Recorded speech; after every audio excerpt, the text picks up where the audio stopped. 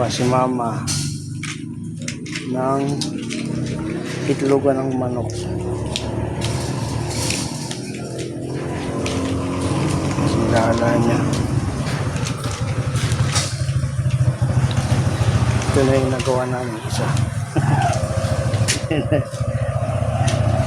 Nagawa namin isa. Hayaan mo na yan. Pag ganyan, matulog yung paglagay. Pag ganyan na. Nawala ng ano? Ba't nawala nito ng ano? Pagbiyak. Ewan ko, baka yung pagbiyak kasi dulo na. Nawala ng Tapos ting-ting. ano yan, iikotin siya. Tapos ayun, tataliin. Nawala ng ting-ting. Habang pinapaikot yung yan, yung matigas, tinatalian. Ayan, tinatalian yung mga gilid ng ano. Tapos tatalian din yung sa puwitan. Kukuhain yung puwitan na yan. Ayan, kinuha yung puwitan. Tapos tinali din. Ayan na. Ayan na yung result. Malalaki nito. Walang bukas-bukas talaga.